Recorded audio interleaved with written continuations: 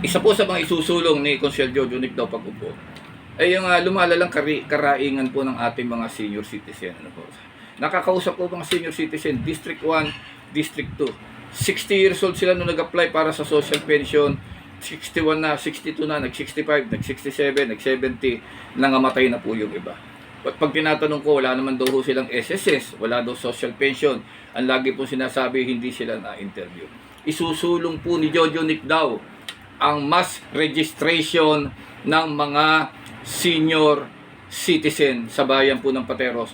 Gagawa po tayong resolusyon at hihiling po tayo sa DSWD at hihilingin po natin na mga ipadala po dito ay mga DSWD hindi bastos, hindi arugante, hindi sinisigawan yung ating mga senior citizen. Dahil yung karaingan, yung mga pinadala ho ng DSWD, mga arugante raw ho, mga bastos. Eh syempre matatanda yan, mahihirap magsulat yan. Dapat gabayan, dapat alalayan, ha? Gagawa po tayo ng mass registration ng ating mga senior citizen. Tututukan po yan ni Konsehal Jojo Nic daw. At ilalagay po natin sa resolusyon na dapat ang inventaryo ho ng mga senior citizen ay per lugar. Sa ngayon ho, yung taga sa amin sa Ali 9, kasama ng taga Masagana. Yun yung taga bisig na komunidad, kasama ho doon sa Santa Ana Kaliwa. Dapat po, ilalagay po natin ito sa isang trabaho namin Konsehal yan, huwag nila sabihin walang pakialam.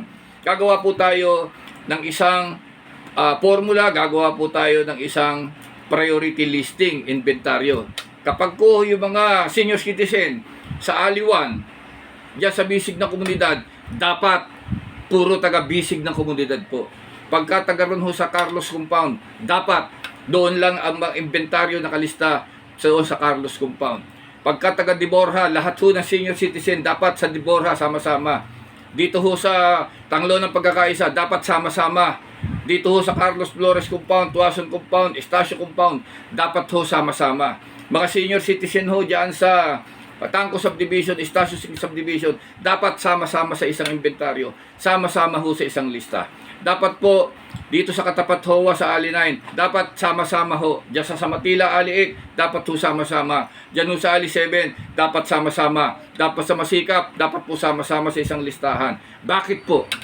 Para po pag merong biyayang binibigay o meron pong impormasyon o may kailangan po silang hanapin, madali po silang makita sa listahan. Hindi po salasalagbat, ha? Hindi po watak-watak yung listahan ng ating mga senior citizen. At kung meron po mga nagkasakit o namatay o may bibigay pong benepisyo, dapat po madali silang matukoy doon sa listahan po sa ating pong soft copy at sa hard copy ng ating pong Office of the Senior Citizen Affairs.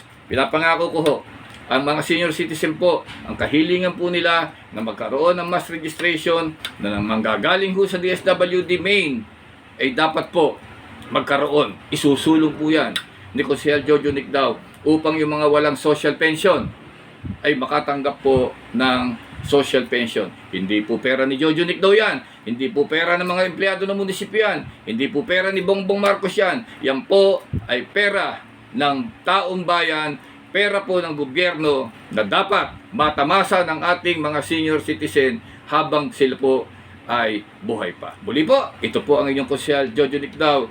Laging kasama, laging kaibigan. Number 18 po sa balota. Ang sabi po ng aking mga tropa pag kinakausap ko at kinakampanya, pare, kailangan pa bang i-memorize yan?